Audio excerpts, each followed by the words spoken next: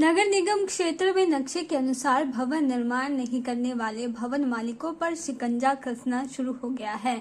उच्च न्यायालय के आदेश के बाद मंगवाई क्षेत्र में 3 मंजिला भवन में तोड़फोड़ शुरू कर दी गई है। भवन मालिक की ओर से खुद अतिक्रमण हटाने के आग्रह के बाद नगर निगम ने भवन मालिक को 2 दिन में अतिक्रमण हटाने का अल्टीमेट दिया है। भवन मालिक ने शनिवार को स्वयं 3 मंजिला भवन में अतिक्रमण हटाने का कार्य भी शुरू कर दिया है। नगर निगम के कर्मचारी पुलिस व तहसीलदार के साथ मिलकर कार्यवाही पर नजर रखे हुए हैं। मंगवाई क्षेत्र में एक व्यक्ति ने 2009 में भवन निर्माण के लिए नगर परिषद से नक्शा पास करवाया है, लेकिन भवन मालिक ने नक्शे के अनुसार भवन का निर्माण कार्य नहीं किया है। 3 मंजिला भवन में लेंटर को पारित नक्शे से करीब 1 मीटर बाहर तक बढ़ा दिया है। उच्च न्यायालय में सुनवाई के बाद नगर निगम को भवन से हुए अतिक्रमण को हटाने के आदेश जारी किए गए हैं।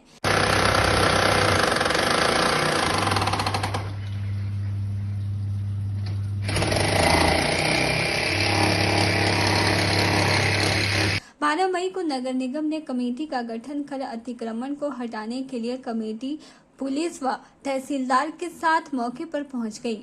भवन की नक्शे के अनुसार पैमाइश करने पर लेंटर का हिस्सा मानकों के अनुरूप नहीं पाया गया। नगर निगम के कर्मचारियों की कार्यवाही शुरू करने से पहले भवन मालिक ने स्वयं अतिक्रमण को हटाने का कमेटी के सदस्यों से आग्रह किया है। शनिवार को दिन भर भवन मालिक के मजदूर अतिक्रमण को हटाने में जुटे रहे। इस दौरान कमेटी के सदस्य भी मौके पर मौजूद रहे। नगर निगम के पास अतिक्रमण को लेकर अन्य लोगों की भी शिकायतें पहुंची हैं। ऐसे लोगों की नगर निगम कार्यालय में बकायदा सूची बनाई गई है। सूची में शामिल इन अन्य अतिक्रमणकारियों के खिलाफ भी जल्दी कार्यवाही शुरू की जाएगी। मंडी के मंगवाई क्षेत्र में एक 2009 के दौरान एक नक्शा पास हुआ था, जिसमें उस नक्शे के मुताबिक उस व्यक्ति ने मकान नहीं बनाया था और मौके पर 100% डेविएशन पाई गई थी।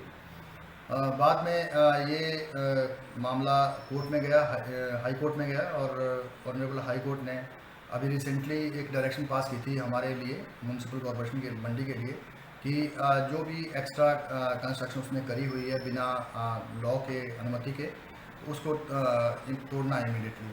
हमें 1 सप्ताह का टाइम मिला हुआ था।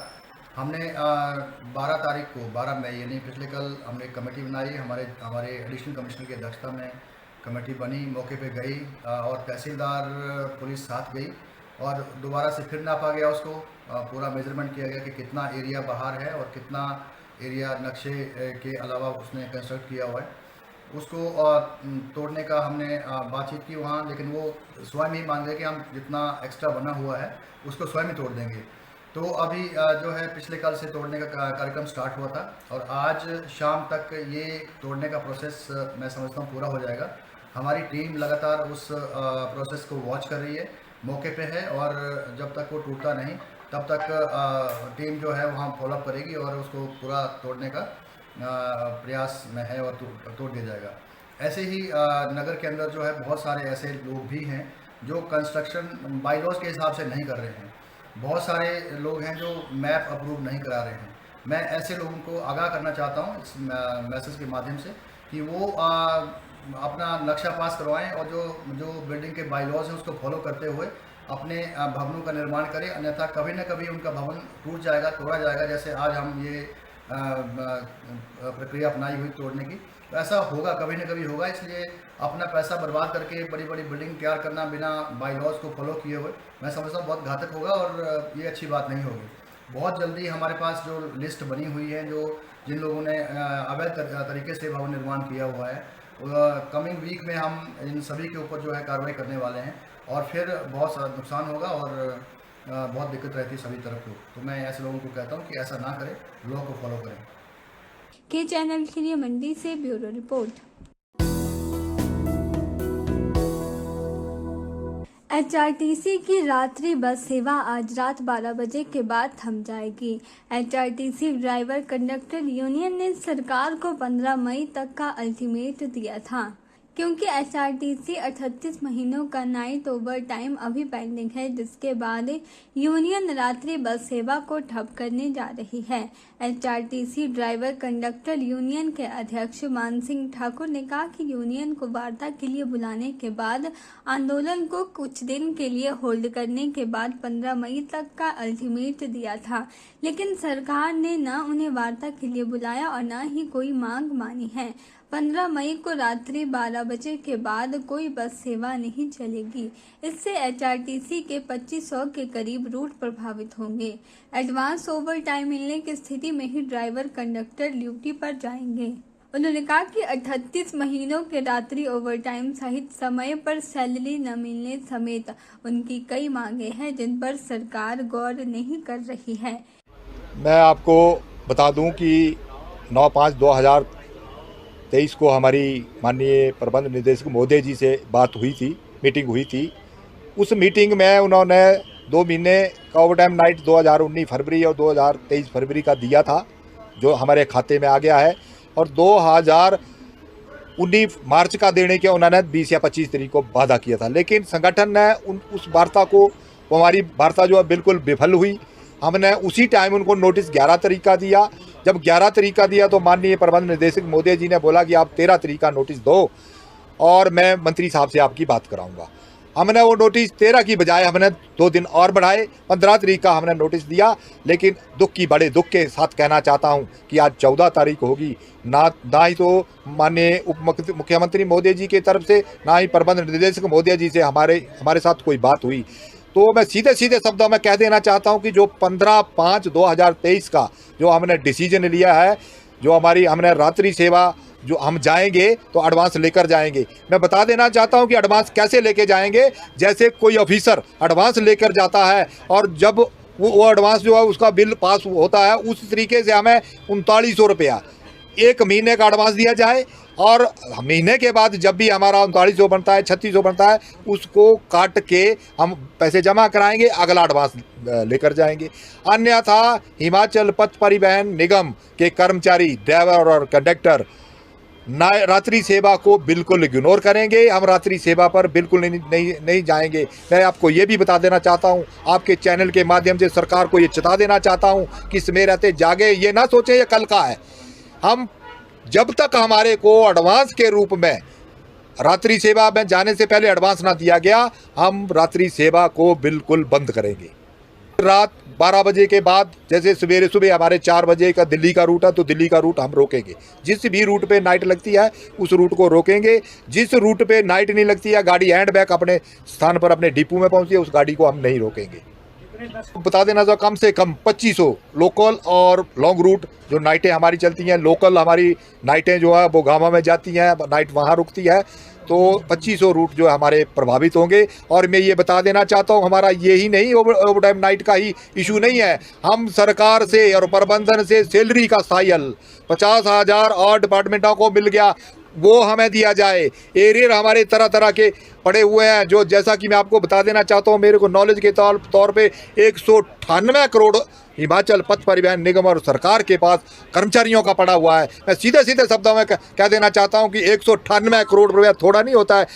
सीधे एचआरटीसी के कर्मचारियों के, ड्राइवर और कंडक्टरों के ड्यूज रोक के एचआरटीसी को चलाया जा रहा है। ये बड़े दुख की बात है, बड़े शर्म की बात है। के चैनल के लिए शिमला से पुष्पेंद्र कुमार की रिपोर्ट।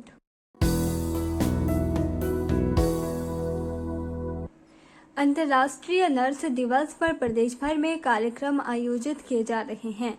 शिमला के आईजीएमसी अस्पताल में भी कार्यक्रम का आयोजन किया गया, जहां प्रदेश के स्वास्थ्य एवं परिवार कल्याण व श्रम एवं रोजगार मंत्री डॉक्टर धनीराम शांडिल ने मुख्य अतिथि के रूप में शिरकत की। आज का दिन मॉडर्न नर्सिंग की जन्मदाता फ्लोरेंस नाइटिंगेल को याद करने का दिन है और उनकी जयंती पर विभिन्न कार्यक्रम आयोजित करके उन्हें सच्ची श्रद्धांजलि देना है। फ्लोरेंस एक ऐसी शख्सियत थी जिसने स्वास्थ्य के क्षेत्र में बहुत सराहनीय कार्य किए हैं। स्वास्थ्य के क्षेत्र में नर्सिंग स्टाफ का अहम रोल है। नर्सिंग स्टाफ के योगदान को याद करने व उन्हें सम्मान देने के लिए आज का दिन अंतर्राष्ट्रीय नर्स दिवस के रूप में मनाया जाता है।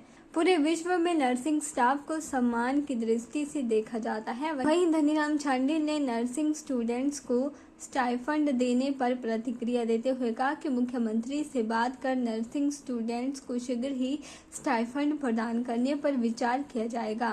एक बहुत ही मैं समझता हूँ पुण्य अवसर है, क्योंकि जयंती फ्लोरेंस नाइटिंगेल की, जिन्हें लेडी विद द लैम्प कहा गया, क्रीमियन वॉर की बात है, much head of world war one, के इस महान महिला ने सोल्जर्स को रात को देखना, उनकी हाइजीन, उनकी जो सेहत की बहुत सी, उस वक्त के जो इतने विकसित समाज नहीं थे, परंतु उन्होंने बहुत बड़ा नाम कमाया कि उन सोल्जर की ऑलमोस्ट 50% से कम कैजुअल्टीज़ होने लगी।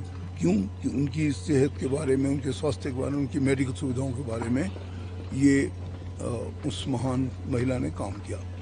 तो ये जो सप्ताह मनाया जाता है उसी याद में है। और अभी चूँकि आज पहला दिन है और 18 तारीख को हमारे माननीय मुख्यमंत्री महोदय इसका समापन करेंगे, और मैं इस अवसर पर बहुत शुभकामनाएं देता हूं। मेडिकल फ्रेटर्निटी हमारे साथ डायरेक्टर हेल्थ बैठे हैं, हमारे साथ महीन की जो महिला प्रधान बैठी हैं श्रीमती भावना ठाकुर जी, यहाँ पे सीता ठाकुर जी हैं, हमारे MS हैं डॉक्टर राव जी, और बहुत से सभी जितने भी लीडर्स हैं हमारे इस संस्था के, वो भी यहाँ पे मौजूद हैं। मैं सभी को इस पुण्य अवसर पर बहुत शुभकामनाएं देता हूँ और आशा करता हूँ कि जिस प्रकार से फ्लोरेंस नाइटिंगेल ने एक इतिहास बनाया और मेडिकल वर्ल्ड के लिए आधुनिक के नाम पे शपथ लेते हैं, अगर कोई फ्लोरेंस नाइटिंगेल अवार्ड जीतता है अंतर्राष्ट्रीय स्तर पर, तो वो एक बहुत बड़ी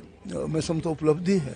क्योंकि उस समय के अनुसार, जैसा हमें कैडेट्स के रूप में भी पढ़ाया जाता है फ्लोरेंस नाइटिंगेल के बारे में, कि उस वक्त नर्सिंग को इतने अच्छे दृष्टि से नहीं देखा जाता था। ये उस महान महिला ने साबित किया कि अगर नर्सिंग नहीं होगी तो किस प्रकार से पेशेंट स्वस्थ होगा, किस प्रकार से हाइजीनिकली ठीक रहेगा। ये उनकी राउंड्स होते थे with the lamp in her hand, उनका नाम ही बल्कि लेडी विद द लैम्प पड़ा। तो मैं समझता हूँ उस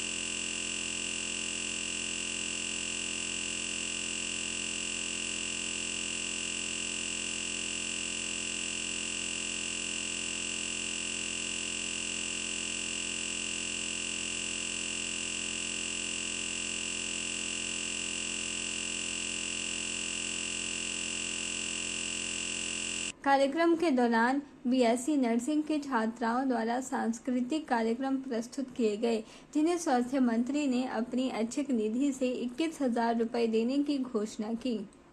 के चैनल के लिए शिमला से पुष्पेंद्र कुमार की रिपोर्ट।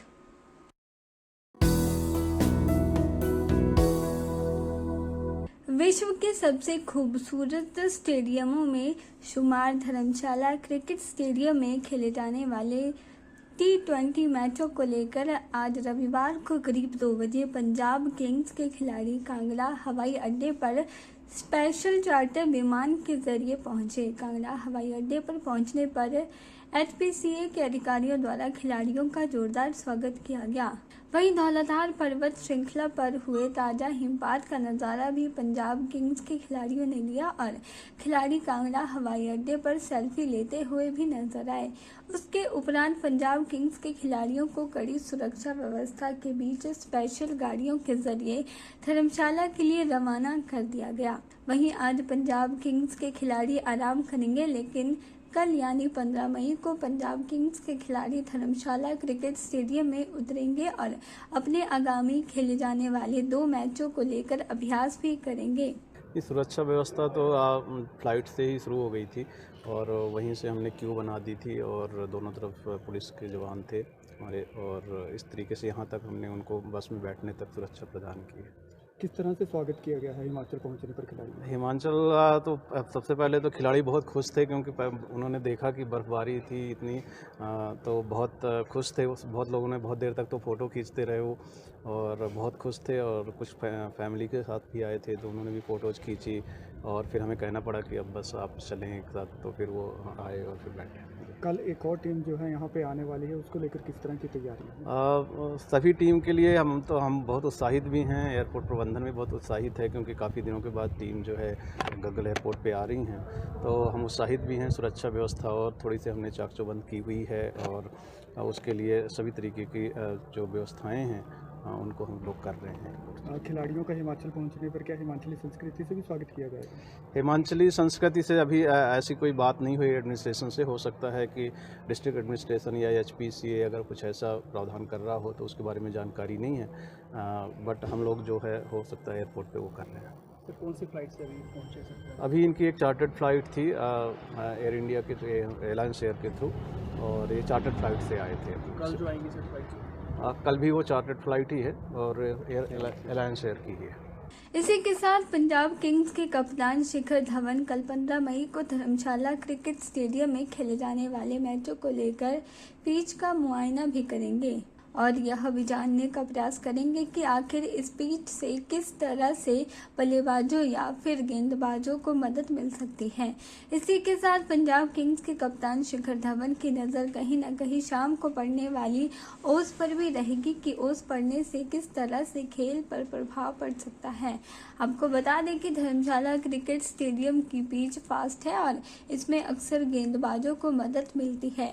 IPL तो एयरपोर्ट तो डेफिनेटली एयरपोर्ट में तो पैसेंजर्स, क्योंकि अभी IPL देखने के लिए बहुत सारे पैसेंजर्स आ रहे हैं और इस IPL से ना जाने टूरिज़्म को तो बहुत बढ़ावा मिल रहा है क्योंकि बहुत सारे टूरिस्ट भी आ रहे हैं। इनफैक्ट कि जैसे मुझे शिखर धवन से भी बात हुई तो वो भी बोल रहे थे कि अभी तो बहुत भीड़ होगी क्योंकि बहुत दिनों बाद धर्मशाला में मैच हो रहा है।